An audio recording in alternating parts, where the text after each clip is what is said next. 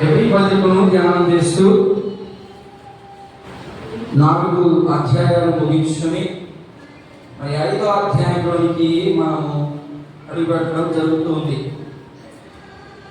నేను మీకు ముందుగానే ఏ యొక్క పుస్తకాన్ని అధ్యాయం చేస్తామో మీకు ముందుగానే చెప్పడం జరుగుతూ ఉంటుంది. కాబట్టి మీరు అందరూ దాన్ని గమనించాలి. 4వ అధ్యాయం ముగించుకొని 5వ అధ్యాయంలోనికి మనం ప్రారంభించబోతా ఉన్నాం. ఈ 5వ అధ్యాయాన్ని సాధారణంగా 3 భాగాలు వేసి, ఎందుకంటే మనం అర్థం చేసుకునేదానికి మాత్రమే ఇదంతా, లేకపోతే ఒకే భాగం చేసేయాలి. మనం అర్థం చేసుకునేదానికి నేను 3 భాగాలుగా విభజించి ఆ 3 భాగాల్లో మొదటి భాగము 1 నుండి 5 వచనాలని ఒక భాగం చేసి, ఈ అధ్యాయానికి అంతటికీ ఒక పేరు ఉంటుంది. ఆ పేరు అక్కడ రాశాను నేను, చూడండి అక్కడ, ప్రధాన యాజకుడు కన్నా గొప్పవాడు యేసుక్రీస్తు ప్రభువు అనే విషయాన్ని అక్కడ ఉన్నటువంటి ప్రజలకి తెలియపరచడానికి గ్రంథకర్త వాళ్ళకి ఎలా గొప్పవాడు, ఎందుకంటే వాళ్ళు ఉన్నటువంటి సాంప్రదాయం వేరు, వాళ్ళు ఉన్నటువంటి పద్ధతులు వేరు, వాళ్ళు ఉన్నటువంటి అసలు ధర్మశాస్త్ర సిస్టమ్ అంతా కూడా సపరేట్ గా ఉంది. అలాంటి సమయంలో ఈ యొక్క గ్రంథకర్త యేసుక్రీస్తు ప్రభుని పరిచయం చేయడానికి లేదా యేసు ప్రభు యొక్క మార్గాన్ని సిద్ధపరచుటకు ఆయనకి కలిగినటువంటి జ్ఞానము చొప్పున, ఆయనకు కలిగినటువంటి దేవుడు ఆయనకి ఇచ్చినటువంటి వచనాలను బట్టి లేదా మాటలను బట్టి దేవుడు ఆ వ్యక్తి అవతల వ్యక్తులకి, అంటే దేవుణ్ణి ఎరిగి అన్నటువంటి ప్రజలకి చెబుతూ ఉన్నటువంటి మాటలు ఇవన్నీ. మీరు హెబ్రీ పత్రిక అంతా కూడా యేసుక్రీస్తు యొక్క గొప్పతనాన్ని గురించి మాత్రమే తెలియపరచబడతా ఉంది. అందులో దీన్ని 3 భాగాలు వేసాం. 3 భాగాల్లో ఈరోజు మొదటి భాగాన్ని మనం అర్థం చేసుకోవడానికి ప్రయత్నం చేద్దాం. ఈ మొదటి భాగం అంతటి కూడా కొన్ని విషయాలు ఉన్నాయి. ఆ విషయాలు లోకి వెళ్ళేటప్పుడు కొంత ముందుగా కొంత మీకు వివరించి నేను ఆ తర్వాత ఆ భాగంలోకి వెళ్ళేందుకు ప్రయత్నం చేస్తాను. 1 నుండి 5 వచనాలు మనందరం కలిసి చదువుకున్న ఒకసారి చూడండి. హెబ్రీయులకు రాయబడినటువంటి పత్రిక 5వ అధ్యాయము 1 నుండి 5 వచనాలు మనం చదువుకుందాం.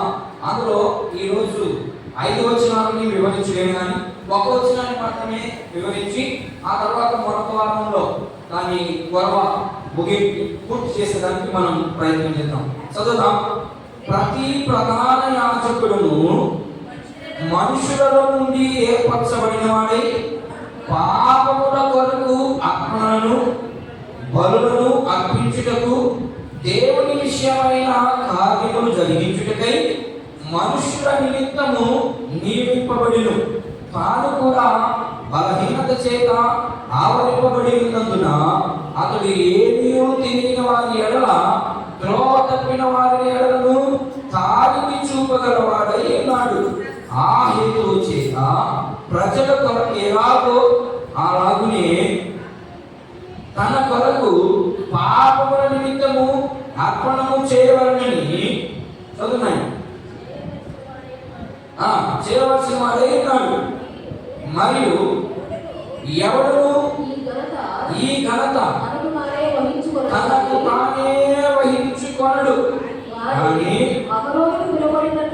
అహరోను పిలువబడినట్లుగా దేవుని చేత పిలువబడిన వాడై ఈ ఘనత పొందును. అటువలే క్రీస్తు కూడా ప్రధాన యాజకుడగుటకు తను తానే మహిమపరచబడలేదు, కానీ నీవు నా కుమారుడు నేడు నిన్ను కలిగి ఉన్నాను మరియు ఆయనతో చెప్పిన వాడే ఆయనను మహిమపరచెను. చాలు, ఆయనను మహిమపరచెను. చదవబడినటువంటి వాక్య భాగంలో చాలా విషయాలు ఉన్నాయి. మీరు బైబిల్ని చాలా జాగ్రత్తగా చదవండి. అలా చదవకపోతే అందరిలా మీరు ఉండడం నాకు ఇష్టం లేదు.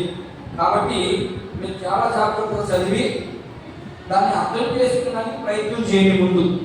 అది అర్థం కాని పక్షంలో మీరు నాకు ఫోన్ చేస్తే, లేకపోతే మీరు నన్ను డైరెక్ట్గా వచ్చి అడిగినా కూడా దాని విషయం అంతా మీకు తెలియపరిచేదానికి నేను సిద్ధంగా ఉన్నానని మీకు మనవి చేస్తా ఉన్నాను. సరే, ఇక్కడ ఏం జరుగుతా ఉంది అంటే ఆ వాక్య భాగంలోనికి వెళ్ళక ముందు మనం కొన్ని విషయాలు మనం తెలుసుకునేదానికి ప్రయత్నం చేద్దాం.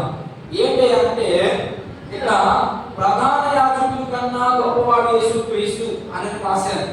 యేసుక్రీస్తు ప్రభుని ఎలా పోల్చుతా ఉన్నాడంటే, ప్రధాన యాజకుడు అంటే మీ నిమిత్తము దేవుడి దగ్గరికి వెళ్ళే వ్యక్తి ఎవరైనా ఉన్నారా అని అడిగితే, మనము అన్యుని అడిగితే వాళ్ళు ఏం చెప్తారు అంటే, ఇక్కడ ఈ పాఠ్య భాగంలోకి వెళ్ళిపోవాలి. మీరు అప్పుడు మనం వాక్యం చదివేటప్పుడు ఈ పాఠ్య భాగం దేని గురించి మాట్లాడుతూ ఉంది అనేది అర్థం చేసుకొని ఆ పాఠ్య భాగంలోకి మనం వెళ్ళిపోవాలి. ఏం జరుగుతా ఉంది ఇక్కడ?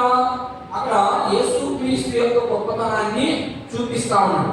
ఎలా చూపిస్తున్నాడు, ఎవరికి చూపిస్తున్నాడు అంటే, 3 రకాలైనటువంటి ప్రజలు ఉన్నారు హెబ్రీయుల్లో. 1 శ్రమ వచ్చినటువంటి వారు, 2 శ్రమని అనుభవిస్తున్నటువంటి వారు, 3 నామకార్థంలో క్రైస్తవులు. వీళ్ళు 3 ఉన్నారు. వీళ్ళ 3కి తెలియపరుస్తున్నాడు. ఏమనంటే, ఎందుకు తెలియపరచాల్సి వచ్చింది ఈ ప్రధాన యాజకుడు కంటే గొప్పవాడని అంటే, వాడికి కొన్ని శ్రమలు వచ్చాయి. ఆ శ్రమలలో దేవుడిని విడిచి మరలా పాత సిద్ధాంతాల వరకు అంటే ప్రధాన యాజకుడు కాడికి వెళ్ళిపోవాలనుకున్నాను, లేకపోతే బలు దగ్గరికి వెళ్ళిపోవాలనుకున్నాను, లేకపోతే పాత ఆచారాల కాడికి అంటే యూదా మతంలోనికి వెళ్ళిపోవాలనుకున్నటువంటి వారికి మీరు వెళ్ళొద్దు. ఎందుకంటే ప్రధాన యాజకుడు కంటే గొప్పవాడు ఆయన ఉన్నాడు. ఆయన దగ్గరికి వెళితే మీ శ్రమను మోస్తాడు, మీ కష్టాలను మోస్తాడు, మీది ప్రతిదీ కూడా ఆయన మీద మోపండి, ఆయన సులభంగా మోస్తాడు అనే విషయాన్ని ఇక్కడ ఉన్నటువంటి 3 రకాల ప్రజలకు తెలియపరిచేదానికి ఆయన వివరిస్తూ ఉంటాడు. ఇక్కడ ప్రధాన యాజకుడుగా ఉండాలి అంటే కొన్ని అర్హతలు ఉండాలి. ఏంటి అర్హతలు అంటే, ప్రధాన యాజకుడుగా ఉండాలి అంటే దేవుడు ఏర్పాటు చేయబడి ఉండాలి. కానీ ఈరోజు పాస్టర్గా ఉండాలి అన్నా అక్కడ ప్రధాన యాజకుడు అంటే ఒక పాస్టర్ని అర్థం చేసుకోవాలి. పాస్టర్గా ఉండాలి అంటే ఈరోజు ఏర్పాటు అవసరం లేదని చెప్తా ఉన్నారు చాలా మంది. లేదు, ఖచ్చితంగా దేవుని ఏర్పాటు అయితే ఉండాలి. అలాంటి ఏర్పాటు లేకపోతే ఏర్పరచబడిన వారి సైతము మోసం చేస్తా ఉంది సైతాన్. కానీ ఏర్పాటు లేకుండా నువ్వు దేవుని పనిలో కొనసాగలేవు. చేయడం కాక ఉద్దేశం, దేవుని ఏర్పాటు లేకపోయినా దేవుని పరిచయం అయితే చేసేదానికి ఇష్టపడి వస్తాడు, కానీ దాంట్లో కొనసాగలేడు, మధ్యలోనే ముగిసిపోద్ది వాడు జీవితం. అర్థమైనా? అలాగే చెప్తున్నాడు. ఏం చెప్తున్నాడంటే, ప్రధాన యాజకుడుగా ఉండాలి అంటే ఎవరితో మాట్లాడుతున్నాడు? ఇప్పుడు ఆయన చెప్పేది అర్థమవుతుందా? యేసుక్రీస్తు ప్రభువును చూపించే వ్యక్తి యూదులతో మాట్లాడుతున్నాడు. ఏమని మాట్లాడుతున్నాడంటే, మీరు ప్రధాన యాజకుడిని ఎన్నుకున్నారు, మీరు ప్రధాన యాజకుడు ఎన్నుకోబడాలి అంటే ప్రధాన యాజకుడు హెబ్రీయులకి ఎవరున్నారు? మొదటిగా మనం గమనిస్తే అహరోను సంతతి. అహరోను కుమారులు, అహరోనుకి మాత్రమే ఈ యొక్క ప్రధాన యాజకత్వాన్ని ఇవ్వడం జరిగింది. దేవుడే ఏర్పాటు చేయాలి. అంటే ఇక్కడ రాశారు, ప్రధాన యాజకుడుగా ఉండాలి అంటే దేవుడు ముందుగా ఏర్పాటు చేయాలి. అందులోనే కొనసాగింపుగా దేవుడు ఏర్పాటే కాదు, మనుషులు కూడా ఏర్పాటుకోవాలి. ఆయన మనుషులు కూడా ఈ వ్యక్తి ఈ పనికి పనికొస్తాడు, ఏ పనికి? పాస్టర్ పనికి పనికొస్తాడు అని వాళ్ళు ఏర్పాటు చేయాలి. ఇది 2వ విషయం. ఇంకా కొన్ని విషయాలు, కొన్ని అర్హతలు ఉండాలి. ఎవరికి? ఎవరైతే ప్రధాన యాజకుడిగా ఉండాలనుకుంటాడో, ఎవరైతే ప్రధాన యాజకత్వాన్ని జరిగించాలనుకుంటాడో ఆ వ్యక్తికి ఒక 3 అర్హతలు ఉన్నాయి. అందులో నేను ఒక్క అర్హత మాత్రమే చెప్పి ఆ అర్హతకు ఉన్నటువంటి క్వాలిటీస్ కొన్ని ఉన్నాయి. ఆ కొన్ని క్వాలిటీస్ కూడా మీకు వివరించడానికి ప్రయత్నం చేస్తాను. మొదటిగా వివరించడానికి మీకు ప్రయత్నం చేస్తాను. ఏంటయ్యా వివరణ అంటే, మొదటిగా అన్యులు అంటే యూదులకి చాలా చులకన. మనకు కూడా అంతే కదా, మేము క్రైస్తవుని, మరొకరు క్రైస్తవులు కాదు. క్రైస్తవులు అన్నటువంటి వారికి మేము తిరిగి వేస్తాం. ఎప్పుడు వేస్తారు, ఎలా వేస్తారు, ఎవరు వేస్తారు అనే విషయాన్ని మనం చూసినట్లయితే, దేవుని యందు విశ్వాసం కలిగినప్పుడు మాత్రమే వేస్తారు. విశ్వాసం కలిగితే ఒక మాట చెప్తాను వినండి.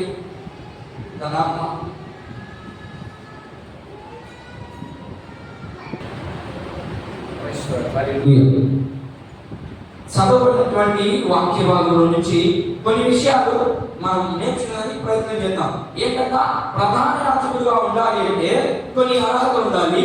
ఏంటి అర్హత అంటే, మొదట దేవుడే పిలిచి ఉండాలి ఆ వ్యక్తిని. తర్వాత మనుషులు కూడా ఆ వ్యక్తిని ప్రత్యేకంగా చేయాలి. అదే హస్త నిక్షేపణ కలవను.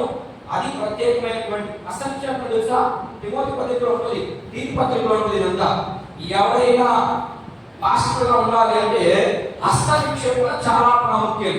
అలా లేకుండా ఉంటే నచ్చితే జరిగించు, కానీ ఏదో ఒక సమయంలో పడిపోతాడు.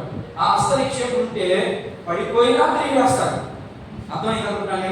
సరే, అది అయితే ఆ అర్హతల్లో కొన్ని పాటిస్తూ, ఇదిగో దేవుడు నియమించబడి ఉన్నారు. మొదట దేవుడు నియమించబడి ఉన్నారు. ఇక్కడ ప్రధాన యాజకుడు ఎవరుగా ఉన్నారు పాత నిబంధనలో? మనం ఇప్పుడు ఎవరికంటే గొప్పవాడు అనుకుంటున్నాం? పాత నిబంధనలు ఎవరుంటారమ్మా? మీకు చదివారు ఇప్పుడే. ఏం రాసారు? ఏమో ఆలోచించుకోవకండి. అందుకని మీరు ఎప్పుడు పత్రిక చదువుకోవాలని చెప్పాను. ఇక్కడ మొదటిగా ప్రధాన యాజకుడు దేవుడు ఎవరిని నియమించాడు? అహరోను నియమించాడు. అహరోను అతని కుటుంబానికి సంబంధించి తప్ప ఇంకెవరు, మోషే కూడా లేదు. అర్థమవుతుందా? మోషే కదా మొదటి నాయకుడు. మోషే నడిపించేదానికి మాత్రమే, ఇదిగో ఇలా చేయని చెప్పేదానికి మాత్రమే. కానీ అతి పరిశుద్ధ స్థలంలోకి కానీ యాజకుడుగా, ప్రధాన యాజకుడుగా ఉండే అర్హతలు ఎవరికైనా ఉన్నాయంటే అహరోను కుటుంబానికి, వాళ్ళ పిల్లలకు తప్ప ఇంకెవరికి దేవుడు ఇవ్వలేదు. అలాగని ఎవరైనా దాన్ని పోయి చేస్తే చచ్చిపోతాడు, నిర్దాక్షిణ్యంగా చంపేస్తాడు దేవుడు. అవి కూడా నేను చూపిస్తాను కొన్ని విషయాలు.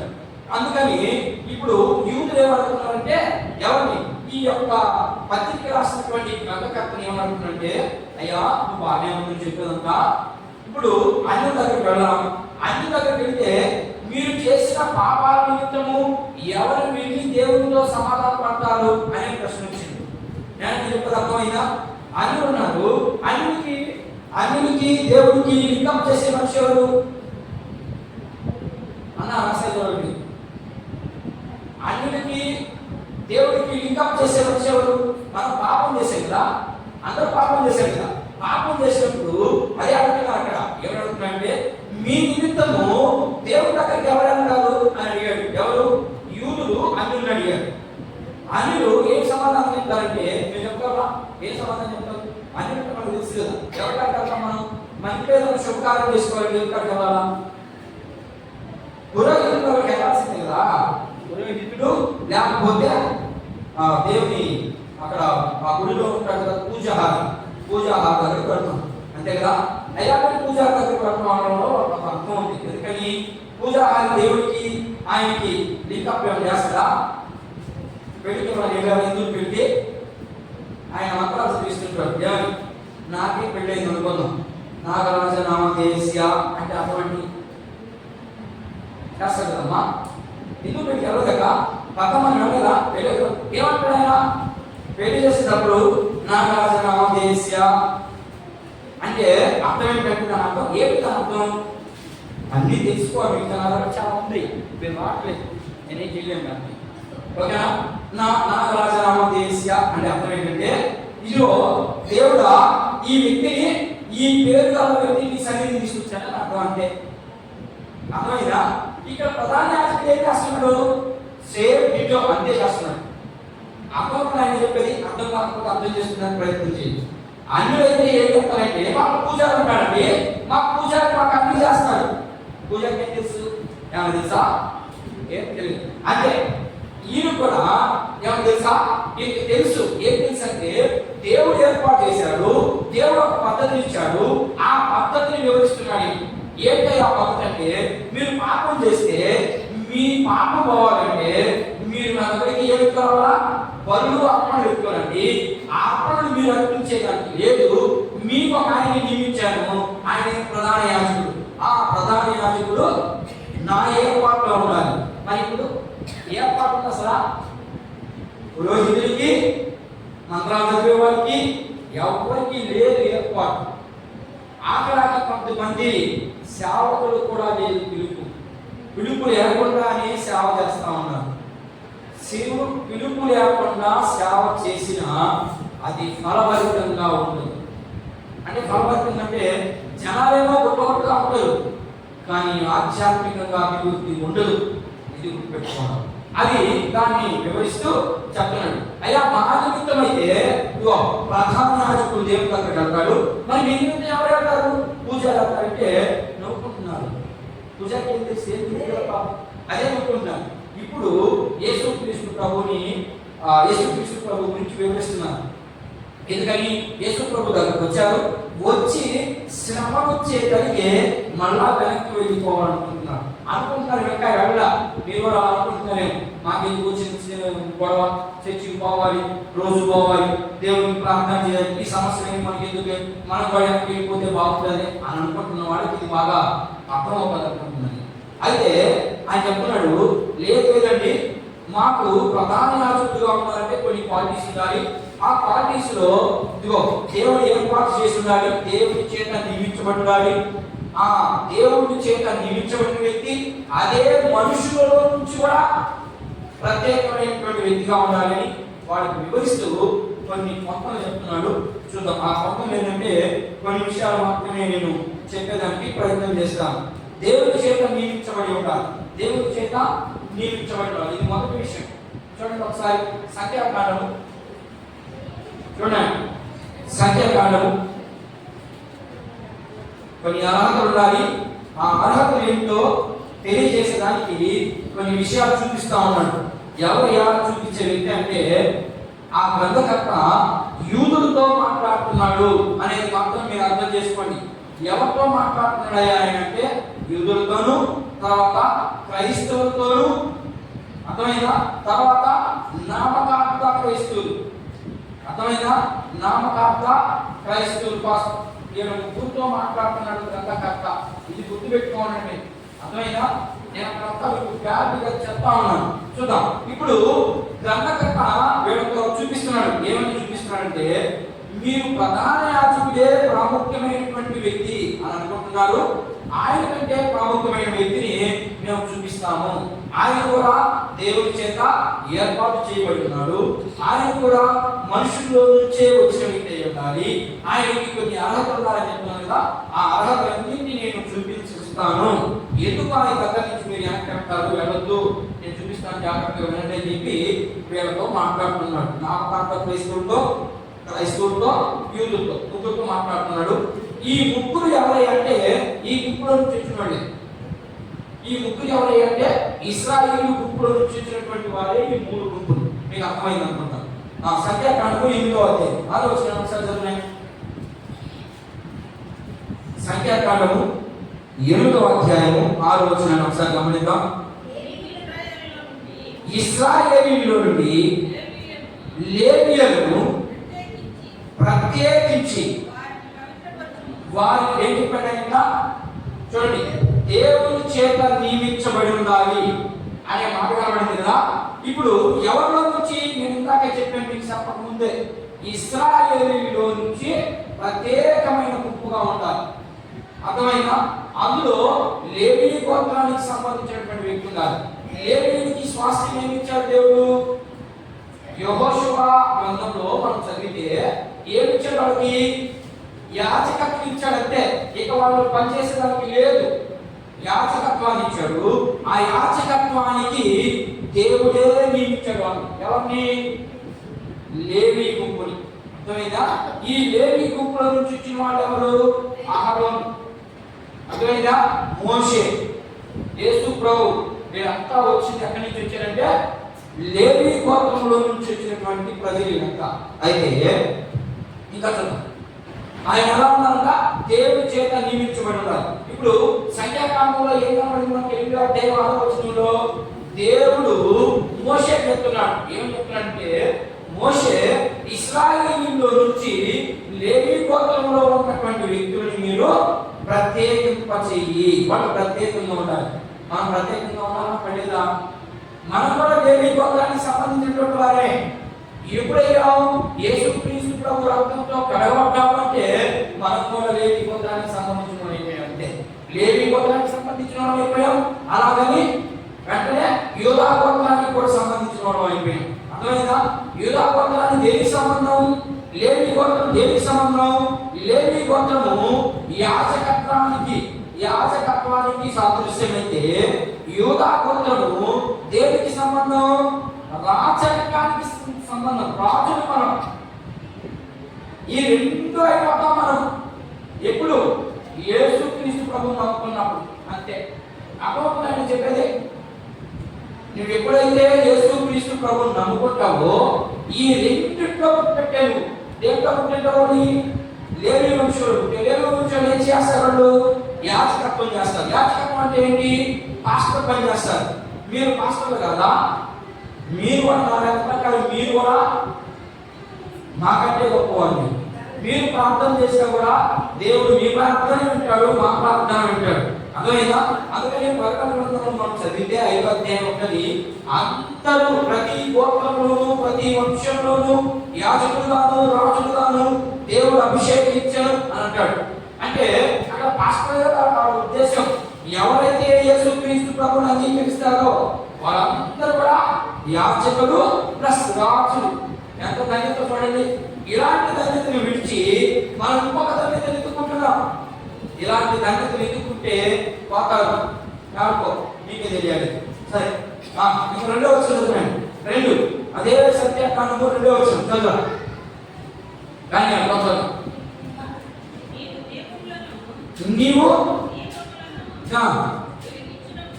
నీవు దీపములను వెలిగించినప్పుడు ఆ 7 దీపముల వెలుగు దీప వృక్షములను వాటిని వెలిగింపవలని చెప్పమని. 19వ వచనం మీరు అదంతా చదవాలి. ఇంటికి వెళ్ళిన తర్వాత చదవండి. 19వ వచనం చదువు. మరియు ప్రత్యక్షపు గుడారములో ఇశ్రాయేలు నిమిత్తము సేవ చేయుటకును ఇశ్రాయేలు నిమిత్తము ప్రాయశ్చిత్తము చేయుటకును ఇశ్రాయేలులోను లేవీయులోను అహరోనును అతని కుమారులను అప్పగించి ఉన్నాను. అందువలన ఇశ్రాయేలీయులు పరిశుద్ధ మందిరమునకు సమీపించినప్పుడు ఏ తెగులు ఇశ్రాయేలుకు సంభవింపకపోయేను. మీకు అర్థమైందనుకుంటా? ఇక్కడ నేను చెప్పిన దానికి మీకు అర్థమవుతుందా? ఏం జరుగుతుంది అంటే, మీరు ఎప్పుడైతే ఆ ప్రత్యక్షపు గుడారం అంటే దేవుని మందిరం అర్థం. ప్రత్యక్షపు గుడారంలో ఏమిటి? మందసము అవన్నీ ఉంటాయి. ఇక్కడ కూడా ప్రత్యక్షపు గుడారం అంటే అర్థం ఏంటంటే దేవుని సన్నిధి. దేవుని సన్నిధికి రాకుండా ఉంటే ఏమవుతుందంట? మనం ఒకసారి చదువునమాట. వస్తే ఏమవుతుంది, రాకపోతే ఏమవుతుంది? క్లియర్గా ఉంది మనకి. చదువు. ఇశ్రాయేలీయులు ఆ ప్రత్యక్షపు గుడారం యొక్కకు వస్తే ఏ తెగులు వారి సమాజాన్ని లేకపోతే వారు ఉన్నటువంటి ఇంటిని తాకదు అని అర్థమైంది అక్కడ. అంతే కదా? అంటే దాని అర్థం ఏంటంటే ఇశ్రాయేలీయులు ప్రత్యక్షపు గుడారంలోనికి లేదా ప్రత్యక్షపు గుడారం దగ్గరికి వస్తే మరణము వారి ఇంటికి రాదు. అది దాని అర్థం. మనకు మరణం వస్తుందా? మనం కూడా అంతే. దేవుడి సన్నిధి రాకపోతే ఏమొస్తుంది? నాయన మీరు నేను చెప్పేది అర్థమవుతుందా? దేవుని సన్నిధికి రాకపోతే ఏమొస్తుంది? మరణం. ఏంటా మరణం? ఆధ్యాత్మిక మరణం. శరీర మరణం గురించి మాట్లాడలేదు ఇక్కడ. ఆధ్యాత్మికంగా నీవేమవుతావు? తగ్గిపోతా ఉంటావు. పెరగవు ఆత్మలో. దాన్నే మన భాషలో మాట్లాడుకుంటే ఆధ్యాత్మిక మరణం. శరీరంలో ఉన్నటువంటి కోరికలు తీర్చుకునే మరణం. దానిని మన భాషలో మాట్లాడతాం. అర్థమైందా? దేవుని సన్నిధికి రాకుండా నువ్వు ఇంటి దగ్గర లేకపోతే నీకు ఇష్టం వచ్చిన దగ్గర ఉన్నావు అంటే నువ్వేమైపోయినట్టు. ఇప్పుడు అక్కడ ఏమవుతుంది? ఇశ్రాయేలు దేవుని ప్రత్యక్ష కూడా రాకపోతే వస్తే మన ఒకసారి చదివిన నేను చదువుతున్న మాట ఎక్కడ మాట చూడండి. మరియు ప్రత్యక్ష గుడారంలో ఇశ్రాయేలు నిమిత్తము సేవ చేయుటకును ఇశ్రాయేలు నిమిత్తము ప్రాయశ్చిత్తము చేయుటకును ఇశ్రాయేలులోను లేవీయులను అహరోను కుమారుడు అతనికి అప్పగించున్నాను. అందువలన ఇశ్రాయేలీయులు పరిశుద్ధ మందిరమునకు అక్కడే ఉన్నాము. మందిరం అక్కడే ఉంది, నేను చెప్పడం కాదు, నేనైతే ప్రత్యక్ష కూడా చెప్పాను. అక్కడే ఖచ్చితంగా మందిరం రాయబడింది. ఏముంది అక్కడ? ఇశ్రాయేలీయులు పరిశుద్ధ మందిరమునకు సమీపించినప్పుడు ఏ దిగులైనను ఇశ్రాయేలీయులకు సంభవింపకపోవెను అని చెప్పాడు. ఏం చెప్పాడు? నువ్వు దేవుని సన్నిధికి వస్తే ఏ కదలంట నీకు ఏ శ్రమ కానీ మరణం కానీ ఏది కూడా రాదు. నేను చెప్పే మరణం ఏంటంటే శారీరక సంబంధమైన మరణం గురించి కాదు, ఆధ్యాత్మికమైనటువంటి మరణం గురించి చెప్తా ఉన్నాను ఇక్కడ. అది రాదు నీకు. మీరు ఎప్పుడైతే దేవుని మందిరానికి దూరం అయిపోతారో ఖచ్చితంగా మీకేమొస్తుంది అర్థం? మందిరానికి వస్తే మరణం రాదన్నాడు, మందిరానికి రాకపోతే ఖచ్చితంగా మరణం వస్తుంది. ఈరోజు ఎంతమంది చచ్చిపోయారు? రోజు చచ్చిపోతూనే ఉన్నాం. శుక్రవారంలో చచ్చిపోతున్నారు, ఆదివారంలో చచ్చిపోతున్నారు. అలా రోజు రోజుకి ఏమో మనలో ఉన్నటువంటి ఆత్మ ఎలాగో అసలు దాన్ని చచ్చిపోవడం అని మన భాషలో మనం వివరించుకుంటాము. మన ఆత్మ ఏం చేస్తుంది? ఆత్మకు ఆహారం పెట్టే కదా అది. ఇప్పుడు దీపానికి సౌలు వేసే కదా జరుగుతా ఉన్నది. సౌలు ఇంకొక ఎందుకు జరుగుతుంది? దాంట్లో సౌలు ఉన్నంత సేపు జరుగుతుంది, ఆ తర్వాత ఆగిపోతుంది. అందుకని మనం ఏం చేయాలి? అప్పుడప్పుడు ఆ దీపానికి సౌలు వస్తా ఉండాలి, అప్పుడు జరుగుతుంది. అంతే ఇది కూడా. నువ్వు దినదినము ఆత్మకి ఆహారం పట్టకపోతే నువ్వు చస్తావని అర్థం. దినదినం పూట మీదైతే పూట చేయగలం, మనం చేయలేము. కానీ కనీసం దినదినమైనా పోయాలి. పోయకపోతే పాతాళ దినానికి అది ఇక్కడ మాట్లాడుతున్నాడు. ఇశ్రాయేలీయులు దేవుని మందిరానికి సమీపించకపోతే పాతాళనే అర్థం. రెండవ మాట చూద్దాం. ఇక్కడ పరిశుద్ధమైనటువంటి ఆ యొక్క మందిరానికి వెళ్ళినప్పుడు మాత్రమే మీకేమొస్తుందంట? మరణం వస్తుంది చెప్తాం. లేకపోతే అందులో ఇది మొదటి అర్హత ఏంటంట? దేవుడు నియమించినటువంటి దాన్ని అహరోను కుమారుడు చేస్తా ఉన్నాడు, లేదా అహరోను చేస్తున్నాడు. ఇది మొదటి. రెండవది వాళ్ళకి ప్రత్యేకంగా ఉన్నారు కదా. ఏంటి ఆ ప్రత్యేకమైందంటే ఆయన కనబడుతుందా? కనబడలేదా? ప్రత్యేకమైన వస్త్రాలు ఉండాలి వాళ్ళకి. ఈరోజు ఏం లేవు, ప్రత్యేకంగా ఉంటారా? ఏం లేవు. దేవుడు ఇష్టం వేసుకొచ్చుకుంటున్నారు. అర్థమైందా? చూద్దాం దాని గురించి కూడా. ప్రత్యేకమైనటువంటి వస్త్రాలు ఏంటి వాళ్ళకి, మనకేంటి వస్త్రాలు అనే విషయాన్ని చూద్దాం. నిర్గమకాండము 29వ అధ్యాయం చూద్దాం. కొత్తగా విమోచించడానికి ప్రయత్నం చేస్తాను. వారు ప్రత్యేకమైన వస్త్రాలు ధరించి ఉండాలి. ఎవరు? దేవుని పని చేసేవారు, యాజకులు. కానీ ఈరోజు అలా లేదు. అర్థమైందా? చూద్దాం. ఏదో చూద్దాం.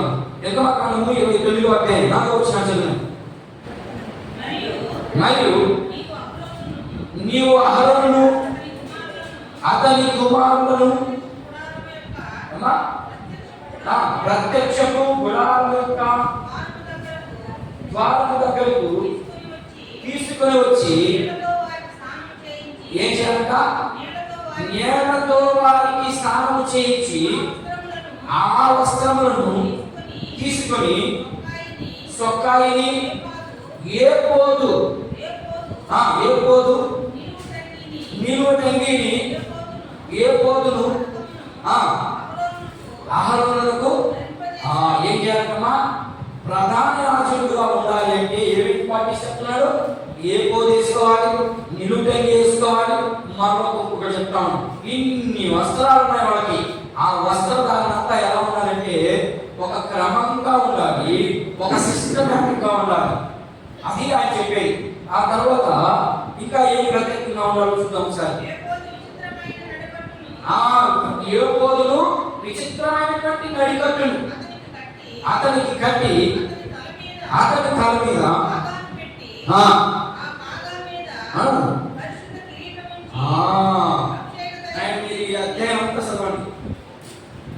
పరిశుద్ధమైనటువంటి కిరీటం అనుకుంటా నాయన అనుకుంటా పరిశుద్ధమైన కిరీటం మనకేముండదు.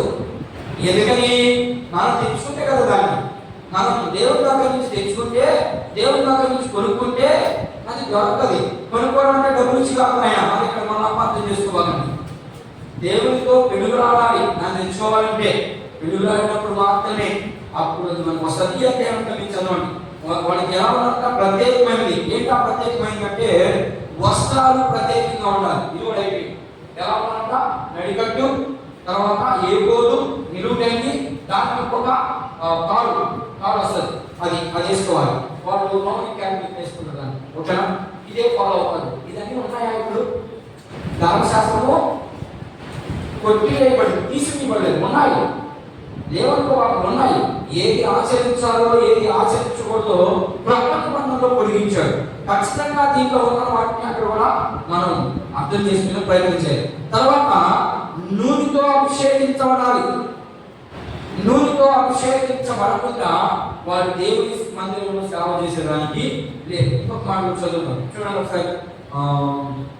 లేవి కాండం ఇందులో వస్తాయి. లేవి కాండము మీకు అతను నూనెతో ఎవరిని అభిషేకించాడు చెప్పండి ఆయన ఒకసారి.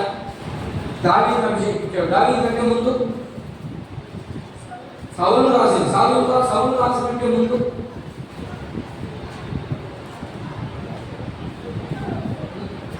ఇక్కడ మీరు చదువుతున్న అహరోనేదమ్మా. సౌలు రాసినట్టే అహరోను ముందున్నాడు కదా. మరి ఏంటి పరిస్థితి? వాళ్ళు ఆ రోజుల్లో పైగాభిషేకం చేయకుండా, అర్థమైన అభిషేకించకుండా సేవ చేసిందని కుదరదు. చదువు దేవుడు కన్నీళ్ళతో దేవుడి నుంచి ముందు వచ్చినాడు. గొప్పగా నేను పూర్తిగా ప్రయత్నం చేస్తాను.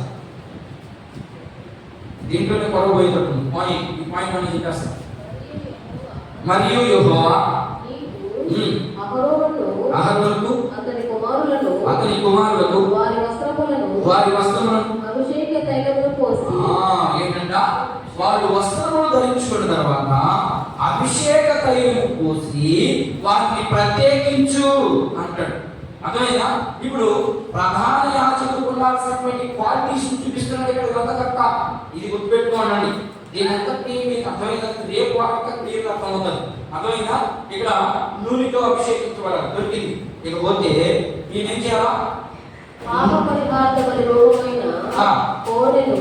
రెండు పొట్టేళ్లలో గంపెడు పొంగని భక్ష్యములను తీసుకొని ప్రత్యక్షము గుడారము యొక్క ద్వారమునకు సర్వ సమాజమును సమకూర్చుమనగా యెహోవా మోషేకు ఆజ్ఞాపించినట్లు అతడు చేసెను.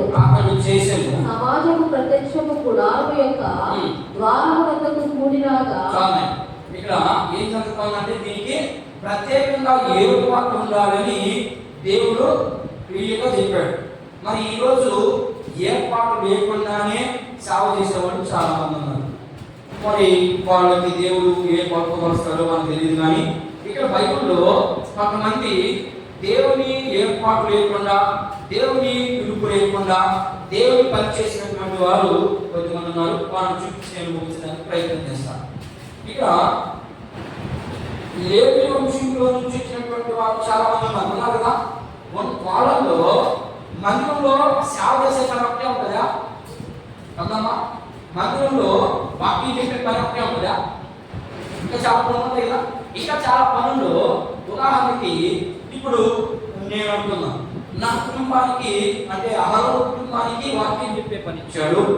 ఇకపోతే కహత్తు అనే ఒక ఆయన ఉన్నాడు. వాళ్ళంతా లేవీకి సంబంధించినటువంటి లేవీకి ముందు మనవాడు వీళ్ళంతా చదవాలి. పాత ఖచ్చితంగా పాత నిబంధన పుస్తకాలు 5 పుస్తకాలు మన మైండ్లో ఉండాలి.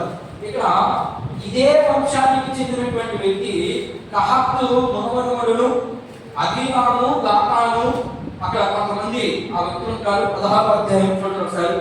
నిర్గమకాండము 16వ అధ్యాయం.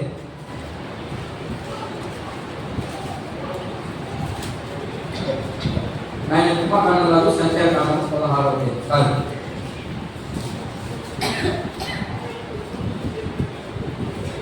చూడండి ఒకసారి. సంఖ్యాకాండము 16వ అధ్యాయము. ఈ 16వ అధ్యాయంలో కొన్ని మాటలు ఉన్నాయి. ఆ కొన్ని మాటలు మనం చూద్దాం. చూడండి ఒకసారి. అంటే దేవుని ఏర్పాటు లేకుండా పనిచేస్తే, దేవునికి వ్యతిరేకంగా మనం పనిచేస్తే, దేవుని ఉద్దేశాలు లేకుండా, దేవుని చిత్తం లేకుండా దేవుని పనిచేస్తే దేవుడు ఏమంటాడో ఒకసారి మనం చూడండి. చదవండి, పంపించదు. లేవీకి చూడండి, ఆయన ఉన్నాను ఇక్కడ చూడండి మసాయ, మీరు ఇక్కడ చూడండి మసాయ. లేవీ గోత్రానికి ఏమి ఇచ్చాడు? యాజకత్వం ఇచ్చాడు. ఆ లేవీ గోత్రంలో ఈ యాజకత్వం ఎవరి కుటుంబానికి ఇచ్చాడు? అహరోనుకి మాత్రమే ఇచ్చాడు. అదే కుటుంబంలో ఇంకొక ఆయన ఉన్నాడు, లేవీకి ముని మనుమడును అన్నాడు. ఇక్కడ ఆయన చెప్పేది అర్థమవుతుందా? అర్థం కావట్లేదా? ఇప్పుడు మీకు అర్థమవుతుంది కదా? ఉదాహరణగా చెప్పండి కదా, లేవీకి ముని మనవడు అని అన్నాడు ఇక్కడ, అంతే కదా? లేవీకి ముని మనవడు అంటే ఈ గోత్రంలో ఉన్నటువంటి మగవాళ్ళంతా చాలా మంది ఉన్నారు. ఆ చాలా మందిలో అహరోను మాత్రమే, అహరోను కొడుకులు మాత్రమే యాజకత్వం చేయాలి. ఇక మరొకటి యాజకత్వం చేసేది లేదు. మందిరంలో ఏదైనా పని చేయొచ్చు, ఫ్యాన్ రిపేర్ చేయాలా, దాన్ని ఒక గోత్రానికి ఇస్తాడు. ఇదే గోత్రంలో ఒక కుటుంబానికి ఇస్తాడు. తర్వాత ఇల్లంతా ఓవాలి, అదొకటి పని. ఇప్పుడు కిటికీలు బాగు చేయాలి, దానికి ఒక బెసలేడు పేరున్నా సార్, బెసలేడు అనే పేరున్నా వెళ్ళేదా? బెసలేడు అనే ఆయన చాలా మంచి విశ్వాసపడు. ఆయన కిటికీలు చేసే పని, మందిరంలో కిటికీలు చేసే పని. అలాగా దేవుడు ఒక్కొక్కరికి ఒక్కొక్క పని అప్పగించాడు. ఎవరికి? ఈ లేవీ గోత్రంలో ఉన్నటువంటి వారికి. అందులో ఇప్పుడు ఒక ఆయన వేశాడు. ఎవరైనా అంటే చూద్దాం. ఆయన లేవీకి మునిమనులను, కహాతు కుమారులను, ఇస్వారు కుమారుడైన కోరాహు, రూబేనీయులు, ఎలియాబు కుమారులైన దాతాను, అబీరాములు, పెలేతు కుమారులను, ఓనును యోచించుకుని ఏం చేశారు? ఇంకా ఎంతమంది గూడు కట్టారు? మోషే మీద, లేకపోతే అహరోను మీద? నలుగురు. ఏ మనుషుల నుంచి వచ్చినటువంటి వారే నలుగురు గురుకునాన్ని చేసుకున్నాడు. ఏంటి అదే కది? ఏమి అహరోను కుమారుడే ఉండాలా, మనం చేసుకోకుండా మనం కూడా అదే మనుషుల నుంచి వచ్చినాం కదా. అది కూడా చేశాడు. వేసిన తర్వాత ఇదంతా ఎవరు విన్నారు? మోషే విన్నాడా, లేకపోతే అహరోను విన్నాడా? లేదు. ఎవరు విన్నారు? సృష్టికర్త అన్నాడు. అంటే నా పిల్లలకి మీరు వ్యతిరేకంగా మాట్లాడతారా? నా పిల్లలకి మీరు వ్యతిరేకంగా లేస్తారా? లేదు అన్నాడు.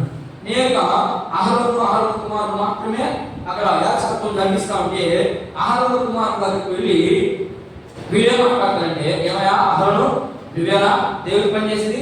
మేము కూడా పలానా పుట్టాము. ఎవరు పుట్టాం? మేము కూడా దేవుడికి పుట్టాం, మేము కూడా యాజకత్వం చేయించని వీళ్ళు నలుగురు వేశారు. వీళ్ళ నలుగురిని దేవుడు ఎంత భయంకరంగా హింసించాడంటే అంత భయంకరంగా హింసించాడు. చూద్దాం ఒకసారి కొన్ని మాటలు చూస్తాను. సంఖ్యాకాండం 1 నుంచి 13 వచనాలు. 13 వచనం ఒకసారి చదువు. దాంట్లో 6 చదువు ముందు 6 చదువు. కొన్ని ముఖ్యమైన విషయాలు నేను చదువు ముగిస్తాను. కర్తవ్యమే నేను సంఖ్యాకాండము 16వ అధ్యాయం 6వ వచనం. ఇలా చేయి కోరాహును అతని సమస్తమైనటువంటి మీరును ధూపార్తను తీసుకొని వాటిలో అగ్ని ఉంచి రేపు యెహోవా సన్నిధికి వాటిని ధూపద్రవ్యములు వేయుడి. అప్పుడు యెహోవా ఏ మనుషుని ఏర్పరచుకునినో వాడే పరిశుద్ధుడు. లేవీ కుమారులారా, మీతో నాకిక పని లేదు. ఏం చెప్తున్నాడు ఇక్కడ? కోరాహు సంభాములు లేవీ కుమారుడు ఏం చెప్తున్నాడు? అహరోను కుమారుడితో మీరు చదవండి, మేము క్లుప్తంగా వివరించడానికి ప్రయత్నం చేస్తాం. అక్కడ మోషే మీదకి లేకపోతే అహరోను మీదకి ఎప్పుడైతే తిరుగుబాటు చేశారో, అహరోను నేను ఎవరి దగ్గరికి వస్తాడు? దేవుని దగ్గరికి వస్తాడా? కాదు, మోషే దగ్గరికి వస్తాడు. మోషే చెప్తాడు మాట, ఏమని? మోషే నీకు దేవుడు అంటాడు. ఎవరి దేవుడు? అహరోనుకి దేవుడు మోషే. ఇప్పుడు ఎవరి పెద్ద, ఎవరు చిన్న? అహరోను కదా పెద్ద. అహరోను కదా దేవుడు నియమించాలి. కానీ మోషే ఎవరు నియమించుకున్నాడు? దేవుడు ఎవరు నియమించుకున్నాడు? మోషే నియమించుకున్నాడు. మోషే ఎందుకంటే మోషే నీ అన్నకు నువ్వు దేవుడివి. దేవుడి పని ఆశామాష కాదు. మేము దేవుడు ఏర్పాటు ఉంది అంటే అదంతా తేలికైన పని కాదు. అందుకని ఎఫెసీ పత్రికలో మనం చూస్తాం, జగత్పునాది వేయబట్టి ఉంటే అంటాడు ఒక ఆయన నీ తల్లి గర్భంలో రూపించబడక మునిపే నేను ఏర్పాటు చేసుకున్నాను అంటాడు ఆయన అనుభవాన్ని తెలియపరుస్తా ఉంటాడు. అలాగే ఏమన్నారంటే ఎప్పుడైతే ఆహారం మీద తిప్పుకున్నారో ఆహారం ఏం చేశారు? వెంటనే నేను మోషే కట్టలేదు, అయ్యా మోషే ఇదిగో నువ్వు నన్ను నియమించావు, ఈయన ఇప్పుడు నా మీద తిప్పుబాటు చేస్తున్నాను, నేను ఏం చేయమంటా అంటే నువ్వు సైలెంట్ నేను వస్తున్నాను తొందరపడవాలి, నువ్వు సైలెంట్గా ఉన్నాడు. ఉన్నదానికి వీళ్ళు ఆల్రెడీ లేచి వెళ్తా ఉన్నాడు. అంటే వెళ్తున్నారంటే తిప్పుకుంటా ఉన్నారు. ఆయన మీదకి నేరుగా వచ్చాడు మోషే, అందరిని పిలిచాడు, ఇశ్రాయేలు అందరిని పిలిచి రేపు యెహోవా సన్నిధికి ఏమి కావాలా? ధూపార్తెలు తీసుకురావాలి.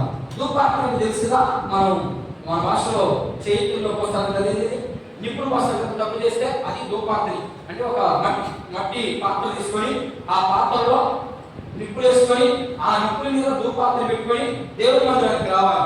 ఆ దేవుడి మందిరానికి వచ్చినప్పుడు అదే మాట్లాడుతున్నమాట. చదువు నేను చదువు లేవీ కుమారులారా చదువుమా ఏమి వచ్చింది. మరియు మోషే కోరహుతో ఇట్లనెను, లేవీ కుమారులారా వినండి, తన మందిర సేవ చేయుటకు యెహోవా మిమ్ములను తన యొక్కకు ఈ సమాజం మీద నిలిచి వారు చేయవలసిన సేవ చేయనట్లు ఇశ్రాయేలు దేవుడు ఇశ్రాయేలుల సమాజముల నుండి మిమ్మల్ని వేరుపరచుటయు మీరు అల్పముగా కనబడున ఆయన నిన్నును నీతో లేవీయులైన నీ గోత్రపు వారందరినీ చేర్చుకున్నారు కదా. అయితే మీరు యాజకత్వము కూడా కోరుకుంటున్నారు.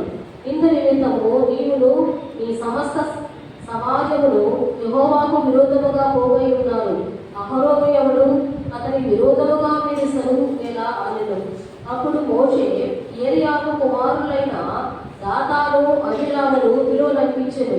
అయితే వారు మేము రాము, ఈ అరణ్యంలో మమ్మల్ని చంపవలనని పార్వతీయులను ప్రవహించి దేశంలో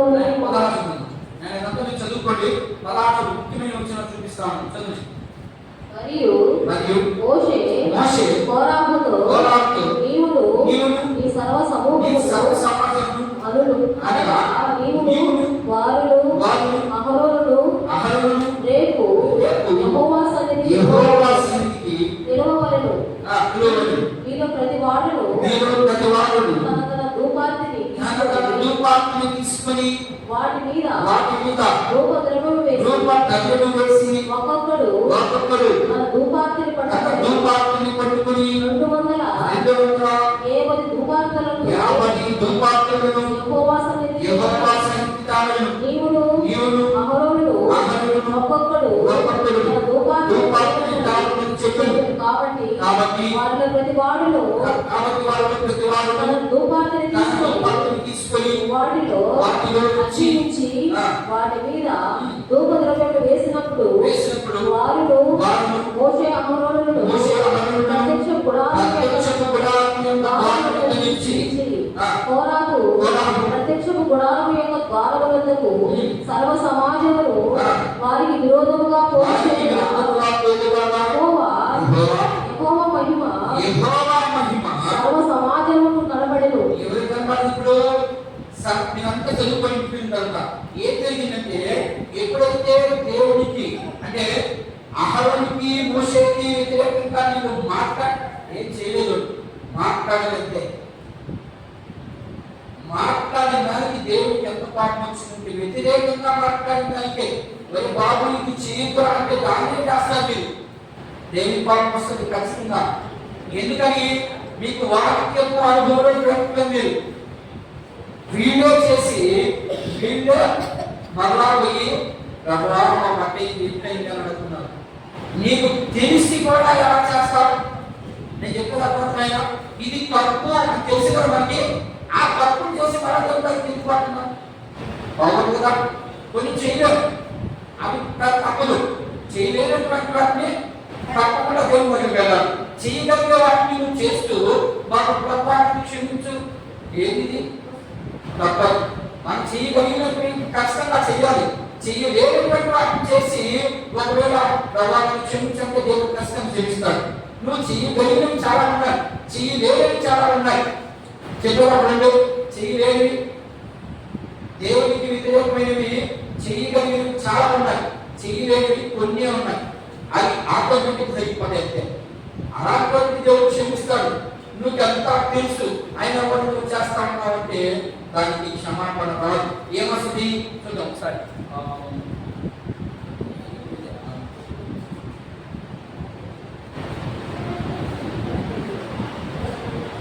చూడండి ఒకసారి ఏమైంది, చూడండి ఒకసారి 20 కాదు 31 వచ్చింది, 31 వచ్చింది, 30 నిమిషాలు. అయితే యెహోవా గొప్ప వింత కుండించుట వలన వారు ప్రాణములతో పాతాళములో కూలినట్లు భూమి తన నోరు తెరచి వారికి వారికి కలిగిన సమస్తమును మృంగివేసిన ఎడల వారు యెహోవాను అలక్ష్యం చేసినని మీరు తెలియనట్లు అతడు ఆ మాటలన్నీ చెప్పి చాలించగానే వారి క్రింద నేల నెరవిడిచెను. భూమి బద్దలైపోయింది. భూమి బద్దలైపోయి వాళ్ళ కుటుంబాన్ని అంతటినే నింగేసినట్టుగా. ఎవరు చేసిన తప్పు?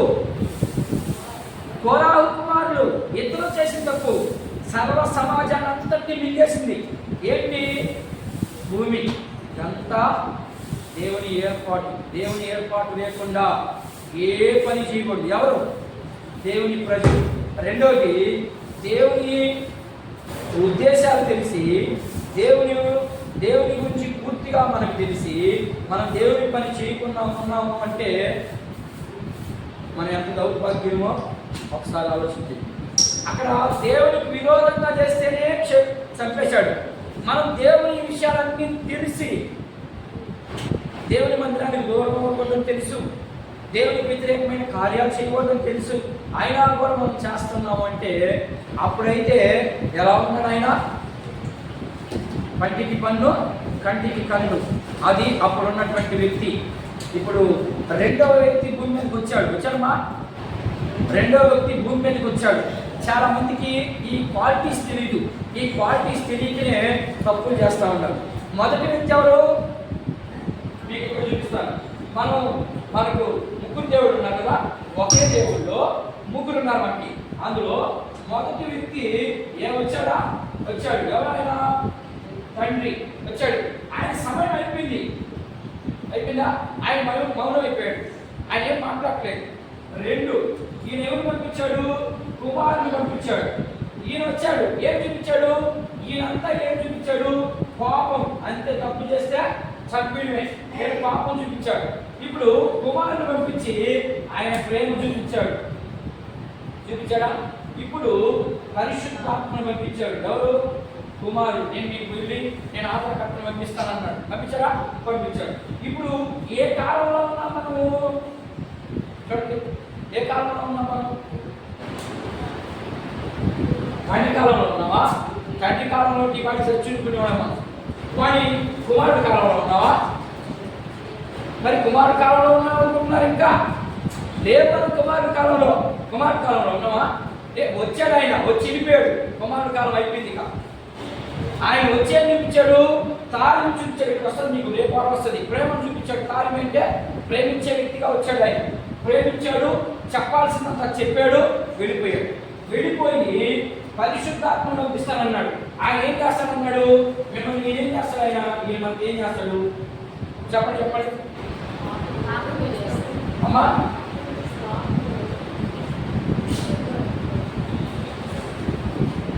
ఈయనేం చేస్తాడు? కుమారుడు ప్రేమ చూపించాడు, ఈయనేమో పాపం చూపించాడు. ఈయనేమో చూపిస్తాడు పరిశుద్ధాత్మ దేవుడు చూపిస్తాడు. పాపాలు చూపించేది అది అందరూ తెలుసు. అది కాదు, ఏం చేయడానికి వచ్చాడు? ఈ పని ఏంటి? ఏం మారుతుంది? రావట్లేదు, గుర్తు రావట్లేదా? ఏమింటున్నారు మీరు? సంవత్సరాలు తరబడి అయిపోయినా ఇంచుమించు 30 ఏళ్ళు అయిపోయినా ఎక్కడ ఉన్నారు చాలా మందికి అయిపోవాల్సిందక ఏ విన్నారు 30 ఏళ్ళకి మీరు ఏదో విన్నామయ్యా వాడు ఏదో చెప్పారు మీకేం పరిశీలన వాడు చెప్పింది మీరు ఎప్పుడన్నా పరిశీలన చేసావా ఇప్పుడు ముగ్గురు దేవుడు ఉన్నారు ఈ ముగ్గురు దేవుడు పనే నీకు తెలియకపోతే మీరు ఎలా మాట్లాడతారు దేవుని దగ్గరికి మీరు ఎలా వస్తారు వాళ్ళ పని ఏంటి తెలియదు మనకి ఇప్పుడు మన ఆయన పని ఏంటి వ్యవసాయం చేసే పని ఆ పని నాకు తెలియకుండా మన ఆయన ఎంత సంపాదించాడు వ్యవసాయం చేసి సంపాదించాడు అట్లాగే ఈ ముగ్గురు మన నాయకులే ఆయన చెప్తున్నాడు మన ప్రవీణ్ ప్రకటన ఏం చెప్పాడు ఆయన ఎవరి ఆస్తి మన ఆయనది ఇది మన ఆయనది ఇది ఈ మా ఆయన ఏ తీయడానికి వచ్చాడు ఈయన అసలు ఏ చెప్పడానికి వచ్చాడు ఈయన తప్పింది చేస్తున్నారు వీళ్ళు సత్యం ఏదో తెలియక అది ఆయన చేసే పని సత్యం ఏదో తెలియక మనం తప్పు చేస్తున్నాం ఎప్పుడు యేసుక్రీస్తు కాలంలో తప్పు చేశాం అలాగే తండ్రి కాలంలో తప్పు చేశాం ఇప్పుడు ఈయన వచ్చాడు ఒరే బాబు మీరు చేసేదంతా తప్పు నేనేం చూపిస్తానంటే సర్వసత్యాన్ని చూపిస్తాను దాంట్లో కానీ మీకు అర్థమైందా పరిశుద్ధాత్మ దేవుడు చేసే పని ఏంటంటే మనందరినీ సర్వసత్యంలోని కనిపిస్తాడు సర్వసత్యం అంటే రేపు అనుభవం సర్వసత్యం అంటే ఏంటి సత్యం కాదా ఇప్పుడు ఉదాహరణకి మన ఆయన పెద్దోడుగా మన ఆయన ఒరే వీడికి తాగడం తప్పు అన్నాడు అంతేనా నేను చెప్పేది ఈ తప్పు గురించి మాట్లాడేసి మీకు మన భాషలో చెప్తే అర్థమవుతుందని నేను ఆ పదం వాడుతున్నాను అది మనం వాడకూడదు ఒరే వీడికి తాగడం తప్పు అన్నాడు అది సత్యమా సత్యమే అన్యుడు ఏం చెప్తాడు అన్నిటి కాడికి వెళ్దాం అన్యుడు ఏం చెప్తాడమ్మా మీ నాయన ఏం చెప్తాడు నువ్వు ముక్కుపడి వేసుకుంటున్నావు అవుతుందమ్మా మా ముక్కుపడి వేసుకోబాకమ్మా అన్నాడు అది కూడా సత్యమే కదా సత్యమే కదమ్మా మరి దీంట్లో సర్వసత్యం ఏది నేను చెప్పేది అర్థమవుతుందా ఆయన చెప్పింది సత్యమే ఈయన చెప్పింది సత్యమే ఇప్పుడు ఏ మాటని పాటిస్తున్నావు నువ్వు వాళ్ళిద్దరు చెప్పింది పాటిస్తున్నావు కానీ సర్వసత్యం ఏది సర్వసత్యం ఏదమ్మా కొట్లోకి వెళ్ళాం మేము టీ తాగినట్టు ఆడ టీ తాగుతా ఉన్నాం అక్కడ ఏం చేస్తున్నాం అంటే అక్కడ చాలా మంది పాస్టర్ వెళ్ళాను అందులో దర్శన కూడా వచ్చాడు పాపం దర్శన కూర్చోలేకపోయాడు ఎందుకంటే సనాపీడ ఇక ఎందుకంటే చెప్పి ముగిచ్చేస్తాను దర్శన వాళ్ళందరి మధ్యలో కూర్చోలేకపోయాడు